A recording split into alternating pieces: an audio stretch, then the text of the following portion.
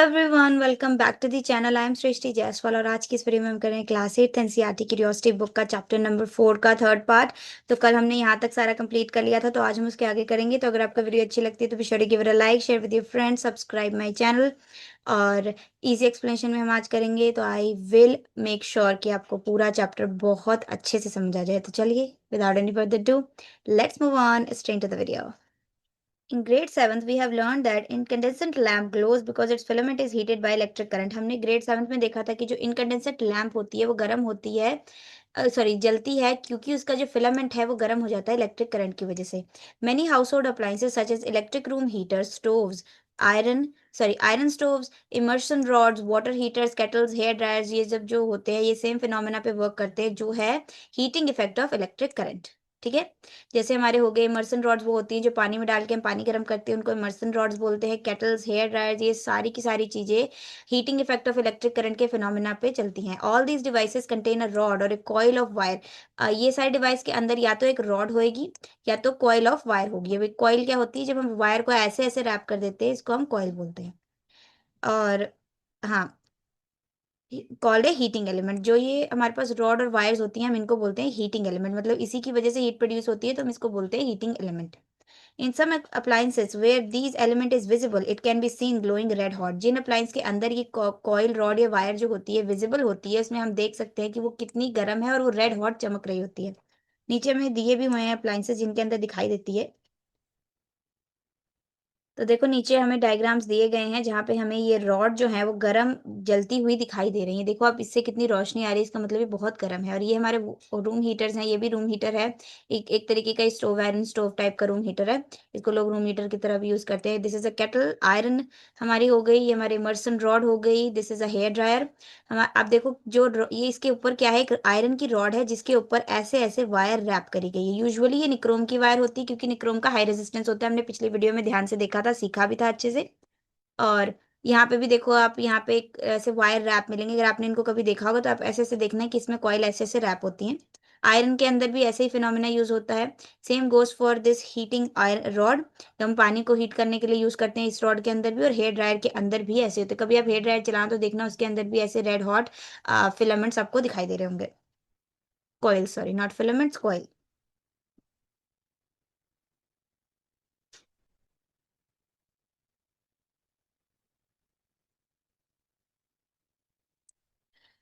Heating effect of electric current is useful in many everyday appliances, but sometimes it can cause problems like energy loss in wire during transmission।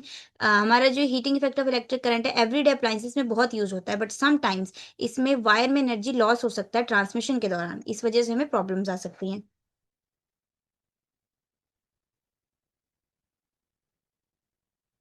Overheating in appliances may cause damage to the plugs and socket where plastic parts may melt।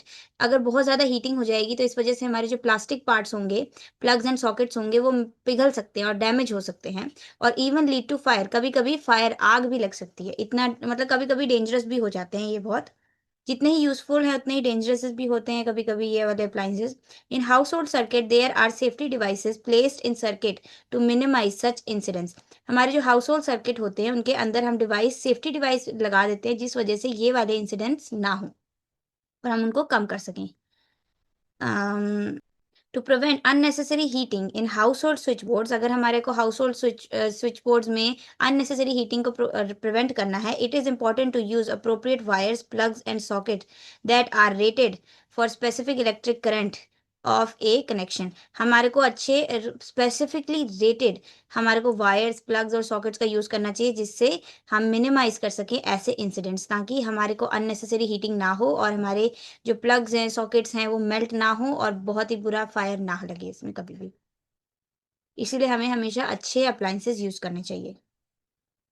तो guys मैंने अभी अभी light fix कर ली है, lighting better हो गई है।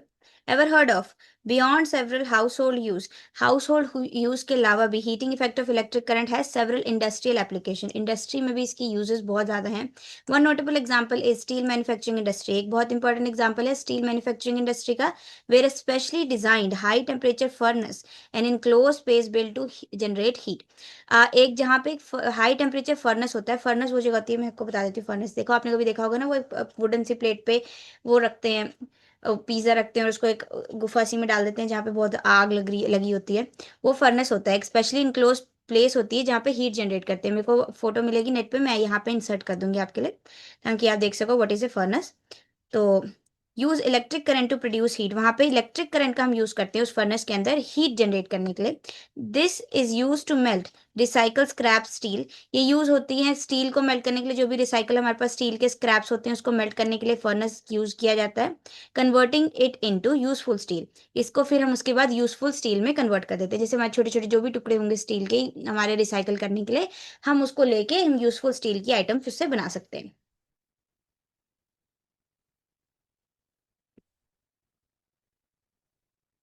The portable source of electricity, such as cell and batteries, the portable source of electricity क्या होते हैं, सेल एंड बैटरीज, हर बैटरी होता है, बड़े-बड़े जनरेटर हम सॉरी जा सकते हैं, ऐसे नहीं पता पोर्टेबल इतना नहीं होता, पोर्टेबल इतना नहीं होता, पोर्टेबल एरिया से निकलना इजीली पोर्टेबल नहीं होता, ठीक है? तो हमने देखा सेल बैटरी जो है इलेक्ट्रिसिटी के पोर्टेबल सोर्स होते हैं, आर सो फैसिलिटी बहुत फैसिलिटी होता है, कभी सेल कोई डिवाइस यूज कर सकते हो, सेल कंप्यूटर में डिवाइस यूज कर सकते हो, सेल नहीं कर पाएंगे, हम कैसे सेल को ले जा सकते हैं, कोई सेल डिवाइस यूज कर सकते हैं। हां, using these we could light up a small lamp, make a magnet and heat up device, हम इस बैटरी सोर्सेस को यूज करके क्या कर सकते हैं, हम छोटी लैंप जला सकते हैं, लाइट जला सकते हैं, कोई मैग्नेट बना सकते हैं, हम इलेक्ट्रिक मैग्नेट कर सकते हैं वायर को, अगर हम देखा ना मैग्नेट के ऊपर वायर आपकी इसी वजह से कंप्लीट प्रोसेस कनेक्ट होती है, उसकी जनरेट होती है, हमने देखा कि हम कितनी सारी चीजें कर सकते हैं सेल बैटरी की मदद से।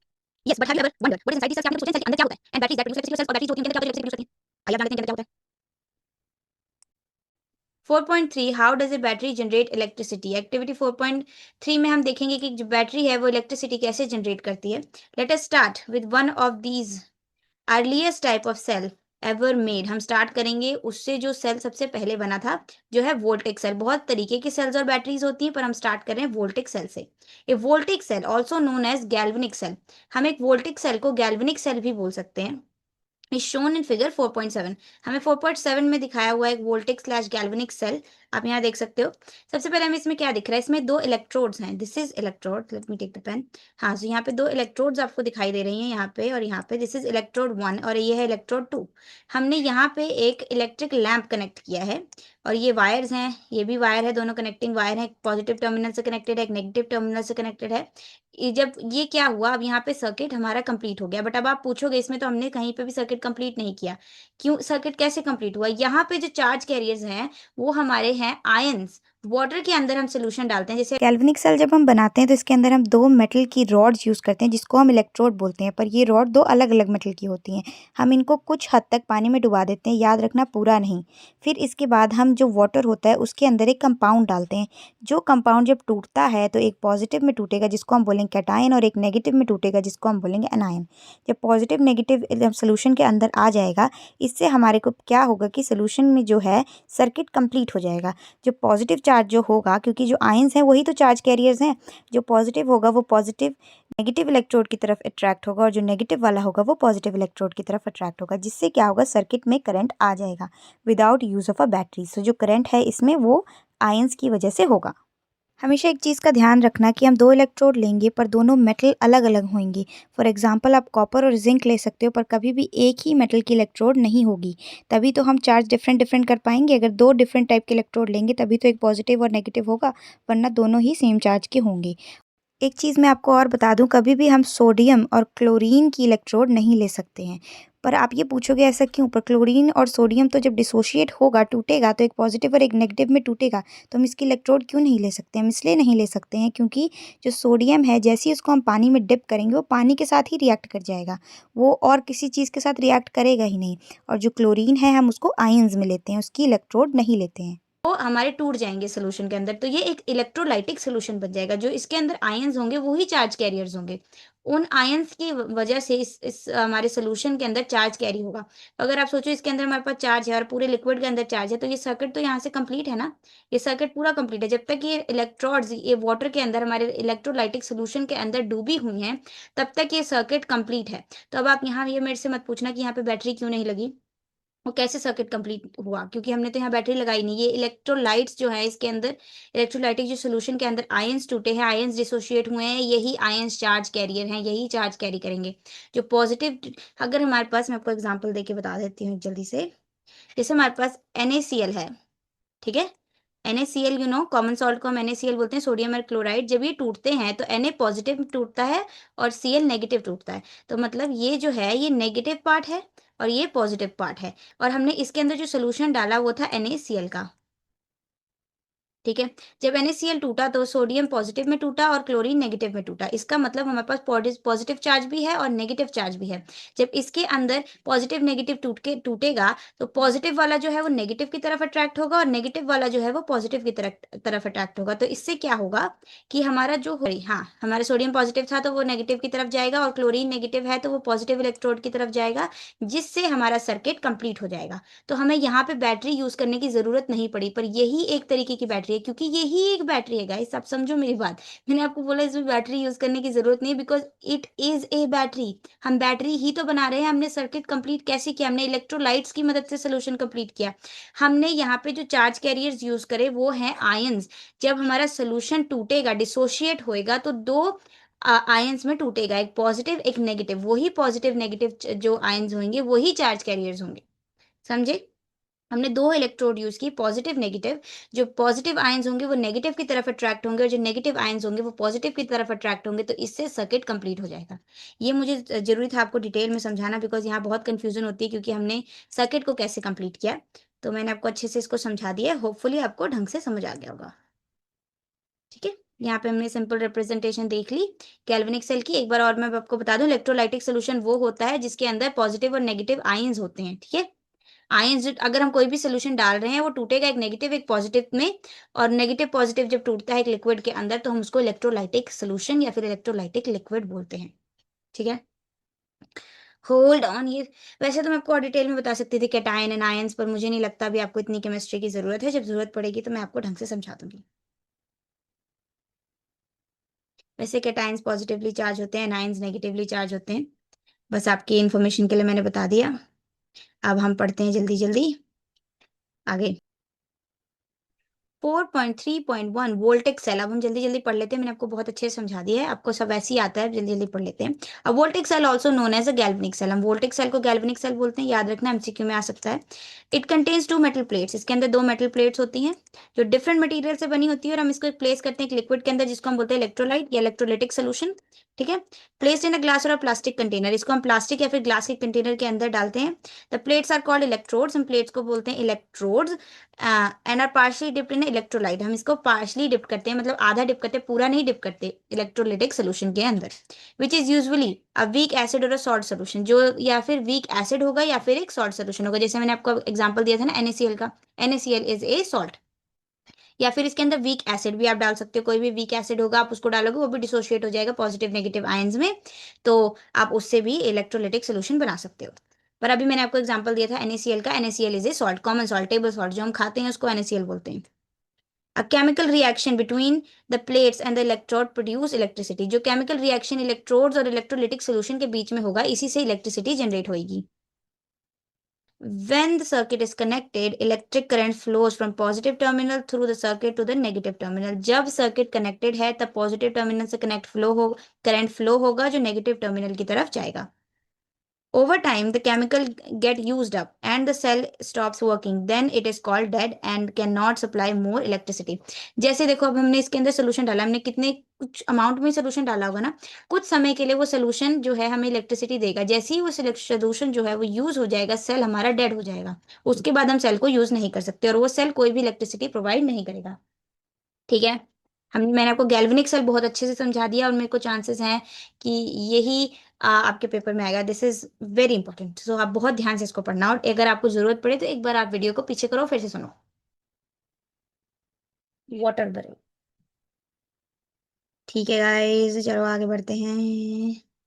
Ever heard of the voltaic cell और a galvanic cell get their name from an Italian scientist। ठीक है, जो वोल्टिक और गैल्वेनिक सेल है ये अपना नाम इनको कहाँ से मिलता है? इटालियन साइंटिस्ट से मिलता है, Alessandro Volta and Luigi Galvani. Alessandro Volta पे सेल का नाम पड़ा वोल्टिक सेल, और लुइजी गैल्वानी पे पड़ा हमारे सेल का नाम galvanic cell. In late 1700s Galvani notice that dead frog leg kick when it touch to different metals.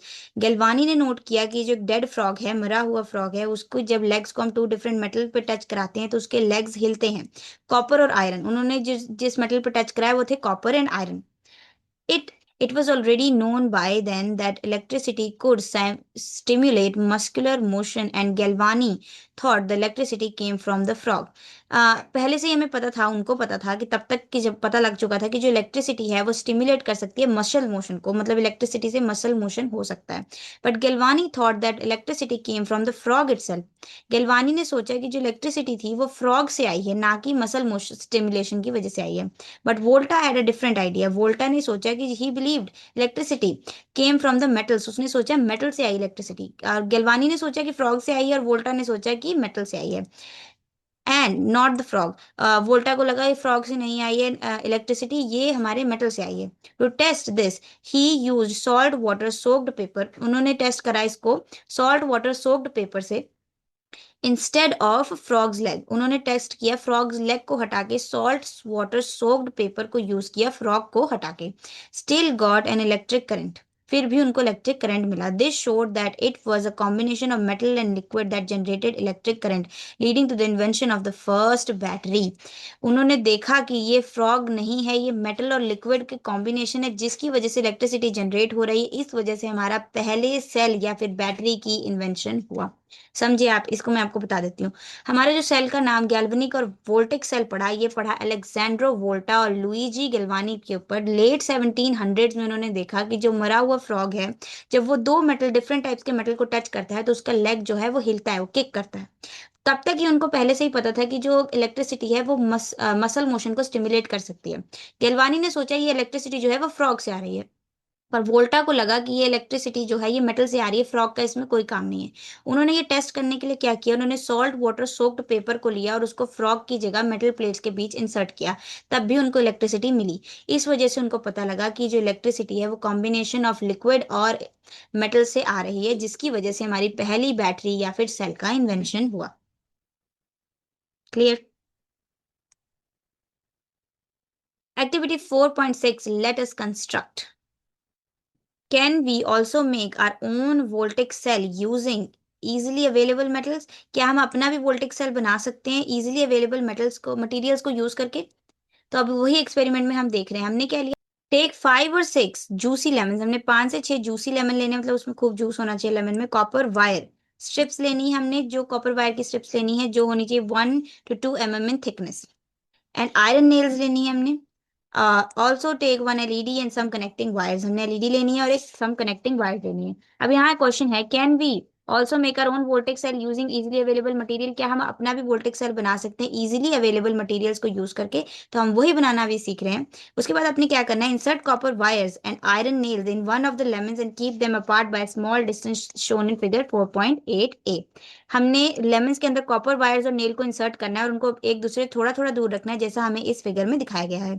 Repeat the above step for the remaining lemons. Same हमने बाकी lemons के लिए भी करना है. Join the copper wire and the nail as shown in figure 4.8b. जैसा हमें 4.8b figure में दिखाया हुआ है, ऐसे ही हमने सबको ज्वाइन करना है.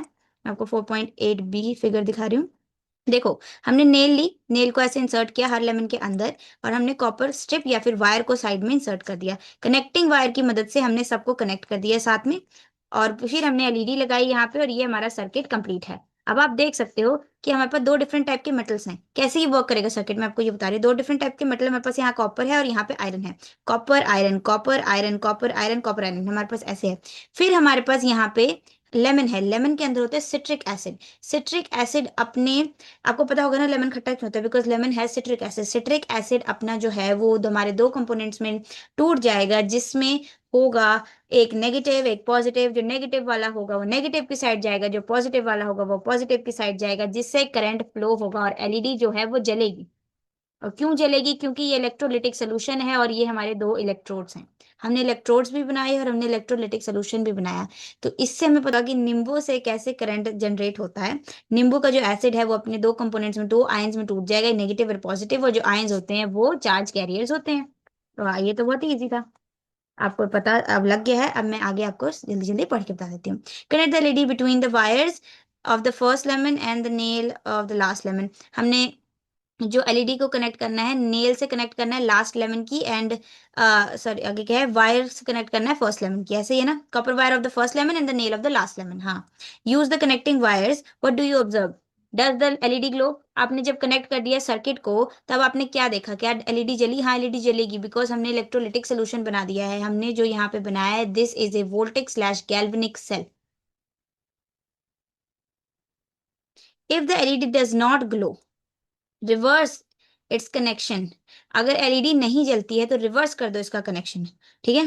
Does the LED glow now? क्या अब एलईडी जल रही है? Remember that we have learned earlier that current passes through LED only when the positive terminal of the longer wire of the LED is connected to the positive terminal of the battery। हमने hello, phone interruption. तो हमने देखा था कि LED तभी जलेगी जब, hold on एक बार और पढ़ लेते हैं, ठीक है। Remember that we have learned earlier that current passes through LED only when the positive terminal of the longer wire of the LED is connected to the positive terminal of the battery and the negative is connected to the negative. LED हमने पहले देखा है कि LED तभी जलेगी जब positive terminal of the battery is connected to the positive terminal of the LED, और जो नेगेटिव है वो नेगेटिव वाले से कनेक्ट होगा जो शॉर्ट होगा। तो इसीलिए अगर आपका कभी कभी ना जले, गैल्वेनिक सेल जो है ना चले, तो आप पोलैरिटी रिवर्स कर सकते हो, इसको वायर को रिवर्स कर सकते हो, तब भी चल सकता है, ठीक है। क्योंकि जब पॉजिटिव पॉजिटिव से कनेक्ट होगा तभी चलेगा, जब पॉजिटिव टर्मिनल बैटरी का हमारा positive terminal of the wire से कनेक्ट होगा तभी करंट फ्लो होगा। तो अगर आपका करंट नहीं फ्लो हो रहा है तो आप वायर को रिवर्स करके देख सकते हो। The LED is connected to the negative terminal of the battery, यही बताया गया है यहाँ पे। तो the glowing LED indicate that our cell is working. जब एलईडी चलेगी तो हमें पता लग जाएगा हमारा सेल जो है वर्किंग है। In this the metal electrode are copper wire and iron nail. हमारे इस जो हमने बनाया सर्किट, इसके अंदर जो हमारे इलेक्ट्रोड्स हैं वो कॉपर वायर और आयरन नेल है, मैंने आपको बताया था। और इलेक्ट्रोलाइट जो है वो हमारा लेमन जूस है। लेमन जूस की जगह हम यहाँ पे NaCl भी यूज कर सकते हैं, विच इज सॉल्ट सोल्यूशन, क्योंकि हमने देखा हम या फिर बेसिक सोल्यूशन या फिर वीक एसिड का सोल्यूशन हम इलेक्ट्रोलाइट की तरह यूज कर सकते हैं। आगे यही लिखा है। A step further, some common metal pairs for volcanic cell are। हमें वोल्टेनिक सेल के कॉमन मेटल पेयर्स बता रहे हैं जो हमारे इलेक्ट्रोड्स की तरह और इलेक्ट्रोलाइट की तरह यूज होंगे। कॉमन पेयर्स बता रहे हैं। मैंने वैनिश पेन नहीं लिया है, होल्ड ऑन, वैनिश पेन लेंगे जल्दी से।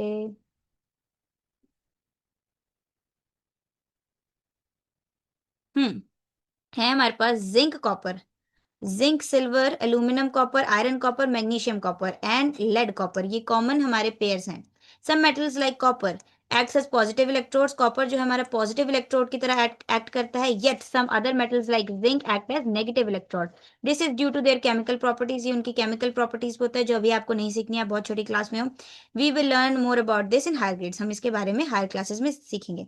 आप आगे अगर केमिस्ट्री पढ़ोगे तो आप बहुत डिटेल में इनको पढ़ोगे। तो मैं आपको एक बार बता देती हूँ कैसे ये मेटल्स को लिखते हैं हम केमिस्ट्री की लैंग्वेज में। तो सबसे पहले हमारे पास है zinc. Zinc is written as Zn, ठीक है। जिंक को हम Zn लिखते हैं। Copper is written as Cu। फिर है हमारे पास zinc and silver. Silver is written as Ag। Aluminium is written as Al। Iron is Fe। Magnesium is Mg and lead is Pb। तो हमारे पास कॉपर के साथ जो भी है, देखो लेड कॉपर है तो यहाँ पे लेड जो है वो नेगेटिव होगा, कॉपर जो है पॉजिटिव होगा। और हमारे पास कॉपर जिंक है तो जिंक जो है नेगेटिव है, कॉपर पॉजिटिव है। जिंक और सिल्वर है तो जिंक जो है वो नेगेटिव है, सिल्वर जो है वो पॉजिटिव है। एल्यूमिनियम कॉपर है तो एल्यूमिनियम जो है वो नेगेटिव है, कॉपर जो है पॉजिटिव है। आयरन जो है नेगेटिव है, कॉपर जो है पॉजिटिव है। ये पेयर्स में मैं आपको बता रही हूँ, अभी आप इतना सीख लो पॉजिटिव नेगेटिव, ये आपको सीखना नहीं है ऐसा क्यों होता है और किस लिए है, ठीक है। Magnesium is negative, copper is positive and lead is negative, copper is positive. मैंने आपको सारा समझा दिया, ठीक है। अब आप फिर से बता दो, zinc is Zn, copper is Cu, silver is Ag, aluminium is Al, iron is Fe, magnesium is Mg and lead is Pb। ऐसे लिखते हैं केमिस्ट्री में। ये एलिमेंट्स की रिप्रेजेंटेशन थी। ड्राई सेल, अब हम नेक्स्ट सेल कर रहे हैं। ये ड्राई सेल अभी मैंने वोल्टिक और गैल्वेनिक करा, अब हम ड्राई सेल कर रहे हैं। Voltaic cell were important discovery. Voltaic cell बहुत इंपॉर्टेंट डिस्कवरी थी, ठीक है, क्योंकि वो सबसे पहले हमारी सेल्स एंड बैटरीज थी। But they are not convenient for everyday use. पर वो एवरीडे यूज के लिए कन्वीनियंट नहीं है, क्योंकि हम हर जगह तो ऐसे कप में सोल्यूशन लेके नहीं चलेंगे ना। Instead dry cells are one of the most widely use electric cell today. जो ड्राई सेल्स हैं वो सबसे ज़्यादा वाइडली यूज्ड इलेक्ट्रिकल सेल्स हैं, क्योंकि हमारे सेल में, रिमोट में, माउस में, हर चीज़ के अंदर हमारे ड्राई सेल्स ही होते हैं। They are called dry because the electrolyte are not liquid but thick moist paste. इसको हम ड्राई क्यों कहते हैं? क्योंकि इसमें जो इलेक्ट्रोलाइट है वो लिक्विड नहीं है बट थिक मॉइस्ट पेस्ट है। आप ये देख सकते हो, ये मॉइस्ट पेस्ट है। समझ सकते हो? इसको भी आप बहुत डिटेल में केमिस्ट्री में क्लास 12th में पढ़ोगे, अगर आप केमिस्ट्री लोगे तो। बहुत डिटेल में है ये भी।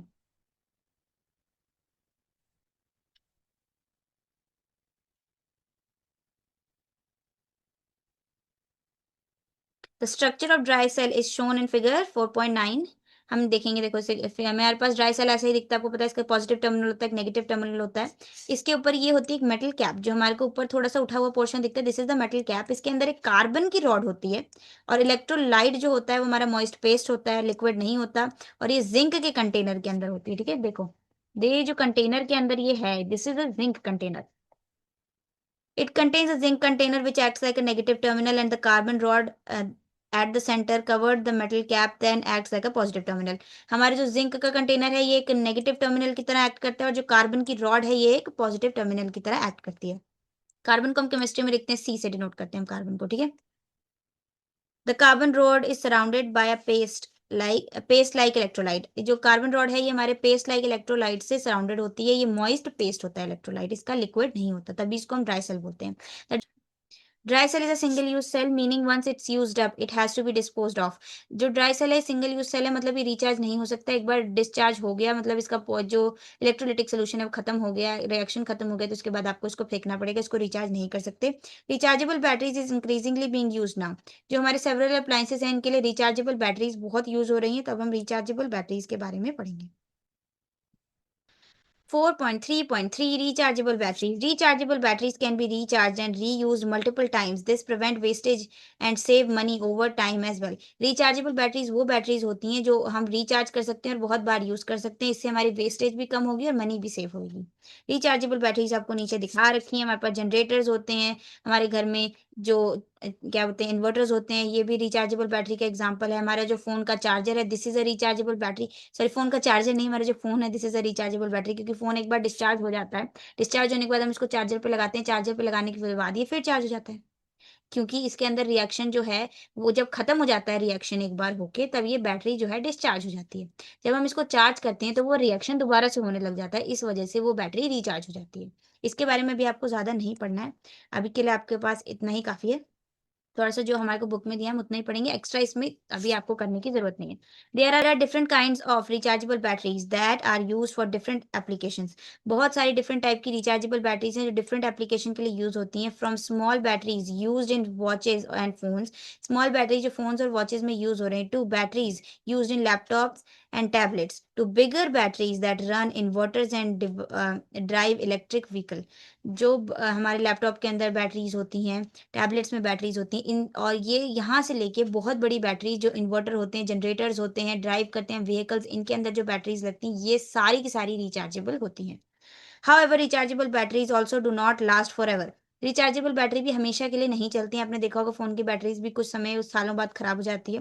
तो इसका मतलब ये बैटरीज़ भी फॉरएवर नहीं चलेंगी। After being charged and used many times they slowly wear out. बहुत बार चार्ज होने के बाद ये धीरे-धीरे खराब होने लगती हैं। Oh! So this is the reason why after a year or 2 our phone battery requires charging more often. इसी वजह से ये होता है कि बहुत 2-4 साल के बाद, 2 मैक्सिमम 1 डेढ़ साल के बाद आपके फ़ोन की बैटरी की जो बैकअप होता है वो धीरे-धीरे कम होता है और आपको फ़ोन को ज़्यादा चार्ज करना पड़ता है, क्योंकि बैटरी यूज़्ड अप हो गई है, वेयर आउट हो गई है। अब बैटरी धीरे-धीरे खराब हो रही है। A step further, today lithium ion battery, Li-ion battery is the most common type of rechargeable battery. जो Li-ion lithium ion battery है सबसे common rechargeable battery है, found in almost all devices that use battery। मतलब जो भी हम devices battery वाले use करें उसमें ऑलमोस्ट सब में यही होती है। These battery rely on special metal like lithium and cobalt। ये lithium और cobalt पे rely होती हैं, which are mined and processed in limited parts of the world. जो ये है इनकी माइंस जो हैं बहुत ही limited part of the world में है, और ये प्रोसेस भी बहुत लिमिटेड जगह पे होते हैं। Because of this countries are now racing to secure supplies, recycle old batteries and develop new technology। इसी वजह से जो कंट्री हैं वो सब अपनी सप्लाईज को सिक्योर कर रही हैं, रिसाइकल कर रही हैं ओल्ड बैटरी को, डेवलप कर रही हैं न्यू टेक्नोलॉजी को। अब मैं आपको बताती हूँ लिथियम और कोबाल्ट कैसे लिखते हैं। Lithium is written as Li, and cobalt as CO, lithium Li, cobalt as CO। ठीक है, पता होना चाहिए आपको ये सब। Scientist are also working on the next big leap. Scientist भी और कुछ नया करने के लिए लगे हुए हैं। Solid state batteries, solid state battery which replace the liquid or paste like electrode with a solid metal. वो सॉलिड स्टेट बैटरीज बना रहे हैं जो हमारे को रिप्लेस कर देगी पेस्ट और लिक्विड इलेक्ट्रोलाइट से सॉलिड मेटल इलेक्ट्रोलाइट पे। These future batteries which would be much safer, these future batteries would be much safer, charge faster and last longer। ये जो फ्यूचर बैटरीज हैं ये बहुत सेफ होंगी, चार्ज होंगी ज़्यादा जल्दी और बहुत ज़्यादा देर तक लास्ट करेंगी। Improved rechargeable batteries are very important as the world improves to develop an environmentally friendly source of electrical power. हमारी रिचार्जेबल बैटरीज में इम्प्रूवमेंट बहुत ज़रूरी है जिस वजह से हमारे environmental friendly source of electric power जल्दी जल्दी इम्प्रूव होगा। तो ये था हमारा चैप्टर पूरा, electricity, heating and magnetic effects. तो आई होप मैंने आपको बहुत डिटेल में चैप्टर समझाया है, सारी चीज़ें आपको समझ आ गई है। और अगर अभी भी आपको कोई प्रॉब्लम है तो आप नीचे कमेंट सेक्शन में मुझे बताओ, मैं आपको दोबारा से बता दूंगी। So this was the chapter number 4 fully completed. अब हम करेंगे नेक्स्ट वीडियो में स्नैपशॉट और सारे question and answer. Hope I really hope that you guys enjoyed it, and if you did, be sure to give it a like, share with your friends। मेरे सारे social media will be in the description box। I'm Srishti signing off, see you next time।